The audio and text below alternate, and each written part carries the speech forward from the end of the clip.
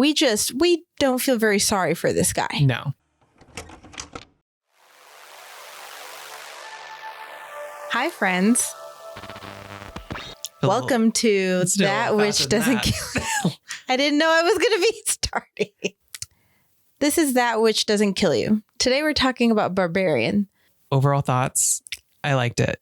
I liked it too, despite my push against your hesitations. My I fought it. You really did. On this podcast, no less, we discussed it. So and I was like, I'll never see it. I'll never see it. So proud of you. I'm so happy that the fates decided this was in my best interest, that you see this. The fates being Dallas. Thanks, Dallas. Yes, thank you, Dallas.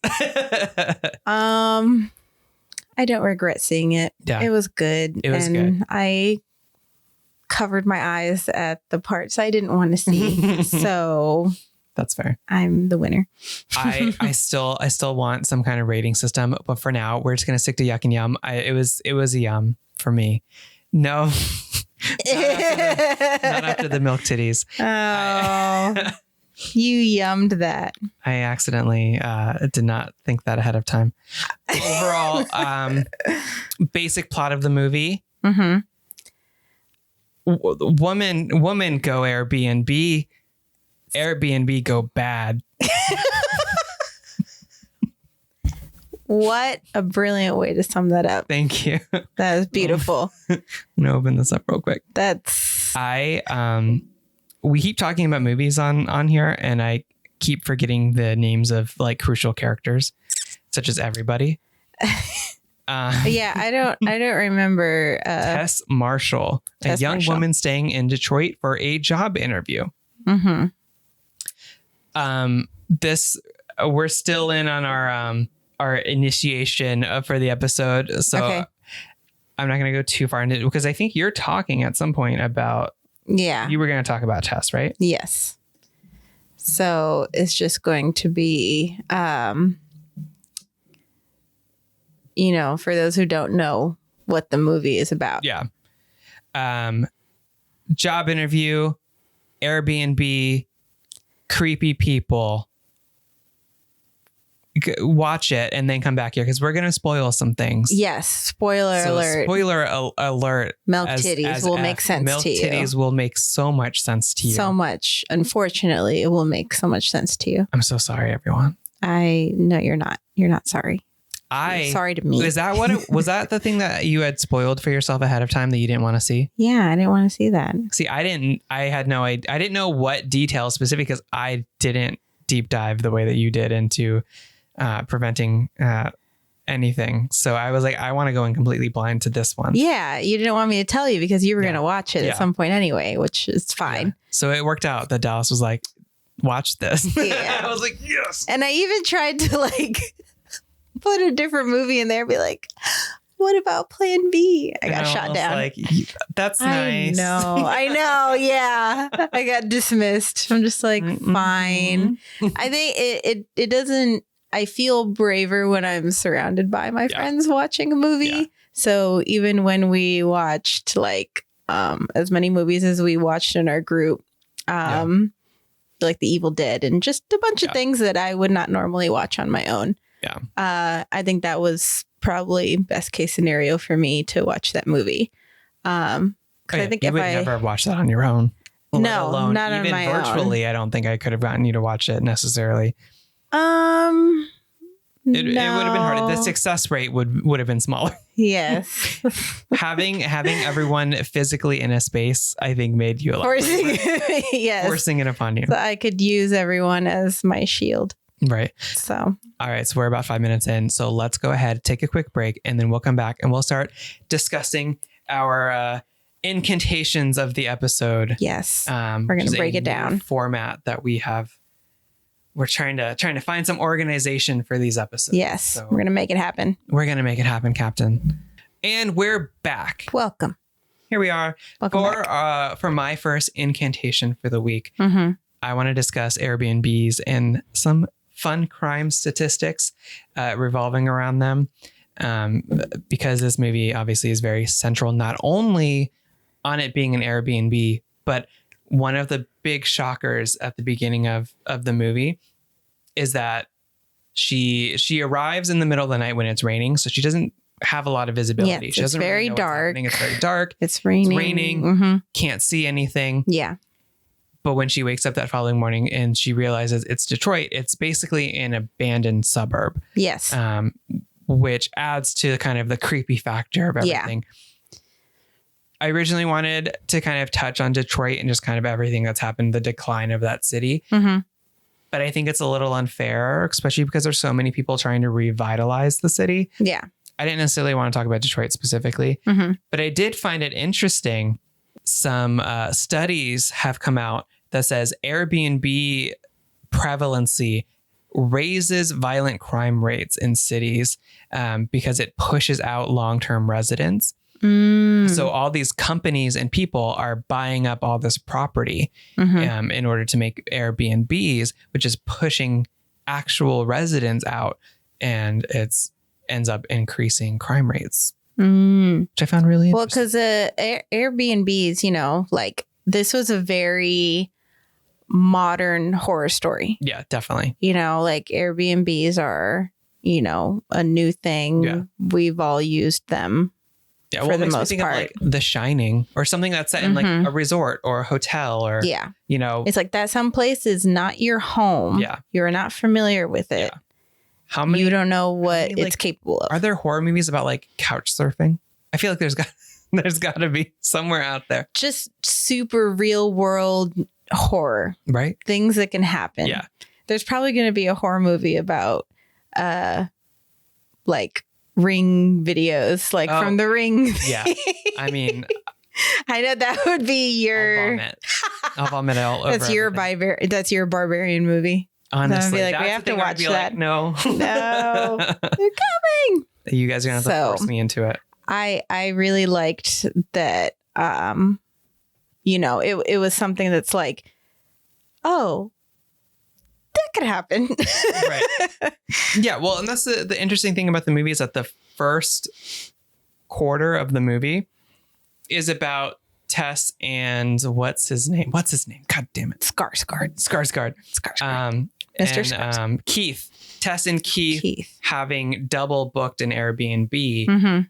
And initially it just feels like almost like a thriller, like slasher. Like, is this guy a killer? Is he gonna like attack her?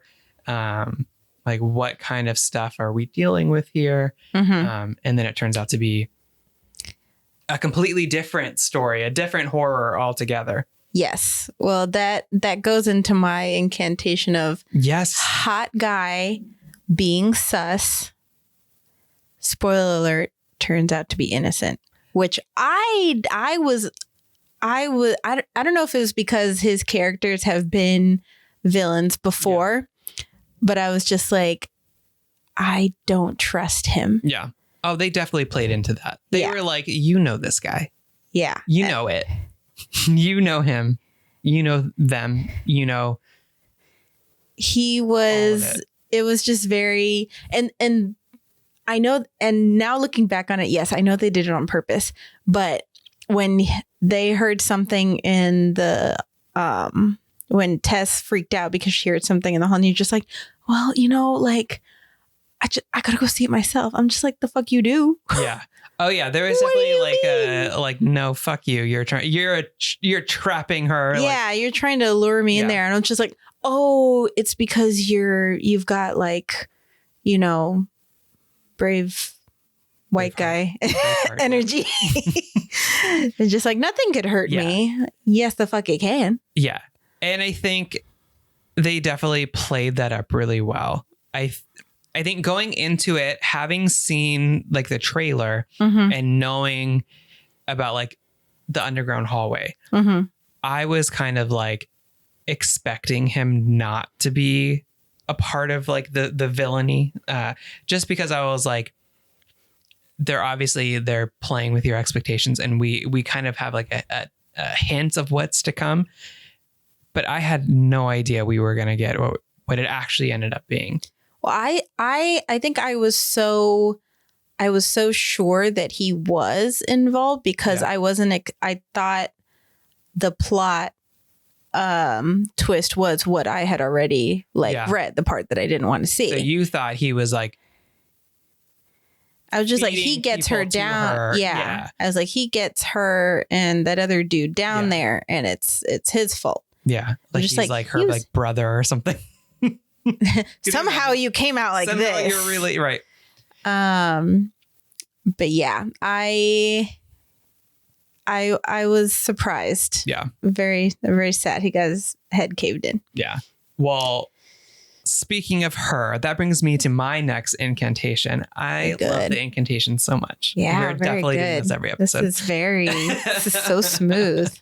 My next incantation is regarding feral children, because the central character is not Tess. In fact, it all revolves around the mother, who's the villainess, the feral villainess who just wants a child to take care of.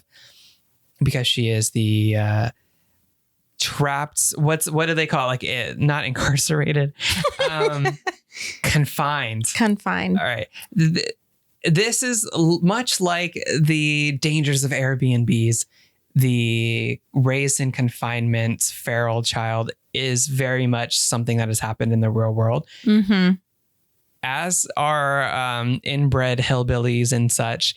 It's real life horror. Combining it and just kind of like twisting it into this new narrative. Mm-hmm. You know, it's a horror movie, so you kind of have to expect there's going to be some level of like, well, it's kind of disrespectful to people who go through real life trauma, but you kind of it was a shock factor. Yeah. Thing. Yeah. Not everyone who's raised in confinement, you know, they're going to turn into like a Wendigo, which is essentially what is happening in this movie.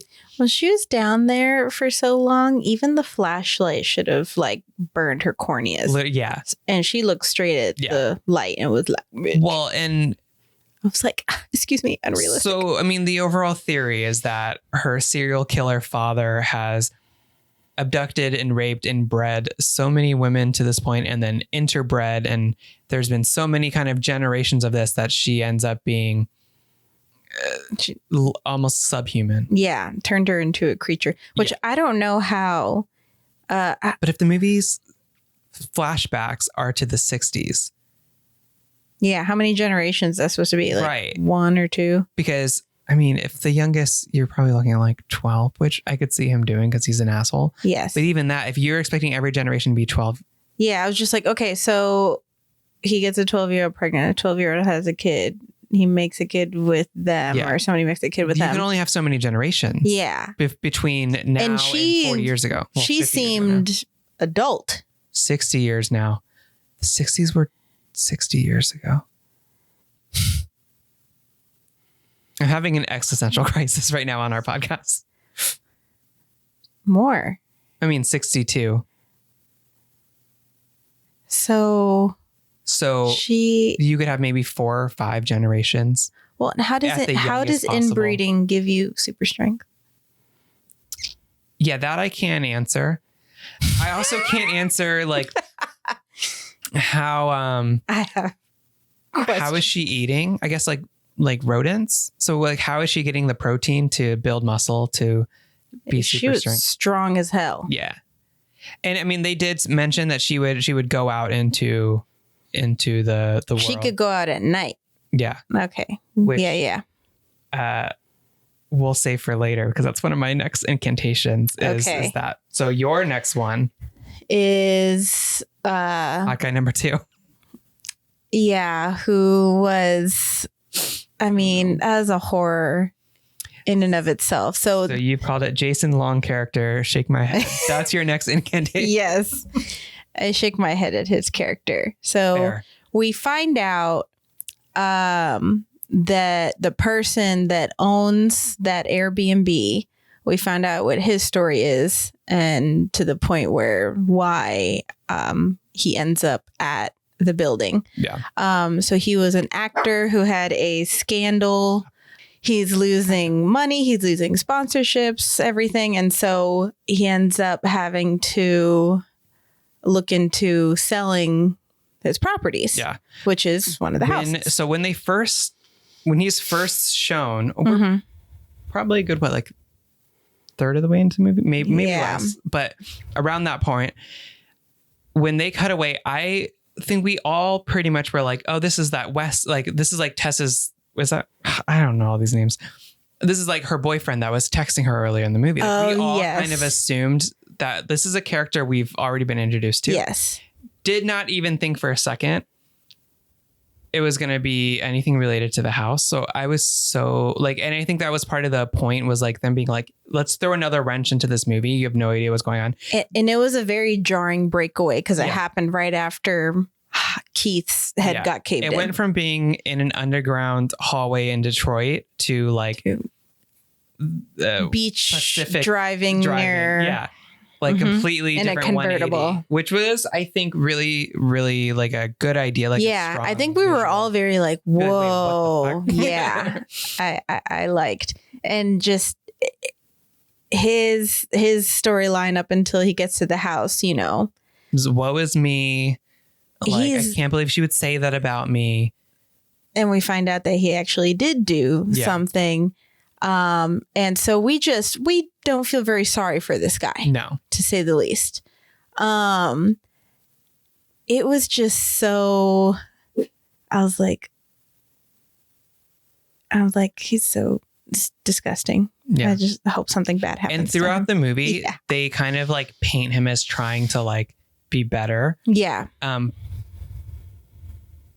But at the end of the day, he's only trying to be better. So he feels better about himself being a horrible person. He doesn't relate to, he ends up finding like the dad in the tunnels and finds out what the dad has been doing. And he's like, this is disgusting. What the fuck is wrong with you? I'm like, okay. You. Pot, meat, kettle. Yeah. You. And like, if anything, it was just like, this is someone who probably understands you more than anyone else because, you know, they are a monster and so are you. Yeah. So I thought it was very, again, it was just very jarring, like his storyline coming out of nowhere after what we had already established in the movie. I was like, damn, man. Yeah. Well, and it's really interesting. They kind of do that throughout the movie. Like the same thing with like the dad, who's like the serial killer rapist dad. Yeah. They kind of cut back. It's not as long as the other portions of it, but they do the same kind of thing where they like introduce him by doing basically an extended flashback. Yeah. But it's another thing where they're changing the main the main protagonist of the movie is kind of switching for an section of it. Which is it can be very difficult to follow when you have a lot of like flashback stuff. Yeah. But I think for the most part, we all understood what was going on. I think it did pretty good. I think it's risky to change your protagonist several times throughout the movie. Mm-hmm. And later on, we go back to Tessa and we're kind of going back and forth. And that's when they all kind of run up against each other. My last incantation for this episode was homeless guy was a Chad, actually. So this is another one of those things of them just kind of like playing with expectations and characters, especially the male characters. Mm-hmm. Well, I won't say especially, I mean, of all the characters, I would say the mother was a big kind of switch up. Like she was still evil at the heart of things, but she was doing it for maternal reasons. So I don't know if I would consider her necessarily evil as far as misguided. Yeah, I was going to say like she's a product of what happened to her. Yeah. I wouldn't consider her evil. Yeah. She just doesn't know better. And so one of those examples too is like the homeless guy who has a name, I'm sure. And I'm so sorry. Homeless man, did he? James Butler? Are you James Butler? Excuse me, James? James Butler. Okay. I knew that. James Butler is Andre. Sorry that I've been calling you homeless guy. My bad. So he is first introduced when we're kind of at the height of like Tess's anxieties. And she's just kind of starting to realize things are so off and weird. And he's like approaching her, like running across really the street aggressively. Yeah. And he's like calling her like young girl or whatever. Like he's definitely like not the way to get your point across, my friend. No. Like there are better ways to do this. But it turns out he's like the most moral, positive character aside from Tess in the entire movie. Yes. So, and it just got, and he's kind of our exposition dump, which I felt kind of bad because a main point of his existence is to explain everything that some of the stuff I'm like, well, how would he know that they've been crossbreeding and everything for generations? How would he know that? Yeah. No one told him. So he's just assuming that unless he knows about generations of similar ones before her. It just seems like that was kind of like, let's explain everything so we can get to the finale of the movie. Like we're putting this plot device as this man that knows everything. Yeah. And we're not going to explain why. Yeah. There is this meme that was on Twitter. Someone was like, the mother did nothing wrong, actually. And then I think I shared it to the group chat and Dallas was like, well, what about, the Keith? And I was like, well, he was trespassing. So, I mean, stand your ground. It's fine. But killing Andre, that was probably the one thing where I was like, well, he didn't do nothing to you. Didn't she like rip his arm off or something? Like his like entire face, right? Didn't she like rip his face in half? No, that was was that someone else? That was Keith Long's character. Oh, she like ripped his face. Yes, I think she ripped his arm off. Yes. But it was just like, come on, man. Rude. Leave that man alone. Now you're doing bad things. Back to the reason why I didn't want to watch this. Your next incantation is upset at Milk Titty. So there is a scene in the movie. People called it like the bottle scene or something because it started with that. So what's Jason Long's character's name? What is it? AJ Gilbride. AJ. Whoa. So AJ ends up in. Apparently he's a sitcom actor. I didn't pick up on that. It was a sitcom. Sorry, I'm not related to Milk Titties. He ends up in the whole prison where Tess is, and the mother tries to feed them. Tess is in survival mode. She's like, give me that milk. Yeah, she drank it. Slurp it up. AJ did not want to. So she ended up dragging him away. Interesting that he can force his bodily fluids on women, but how dare a woman force her bodily fluids on him? That's a good point. Mm-hmm. It's very like, you know what? You want to suck some titties? How about against your will? Mm-hmm. How about some nasty ass ones? Very interesting. I just had that. That's a good point. Thank you. I think if I would have read it within that context, I would have been like, yes, good. But instead, I was just like, I don't want to see her. This poor innocent soul. He didn't want to drink. He wasn't hungry. We keep on seeing that she has like a room where it was a video playing where it shows like how to breastfeed. Yeah, and so she takes him over there at kind of covering all five senses. Like the character's like, oh my God, it smells like horrible in here. Yeah. And then you're just kind of like, well, it looks like a nest. Like it looks gross. But then once she starts like cradling and feeding him, it definitely is like, oh my God, how much just like unwashed body fluids are just, just drying and cracking on those, it was very blankets. Viscerally gross. Yeah. And I'm a fan of body horror. Yeah. That's been established. You like unrealistic body horror. Yes.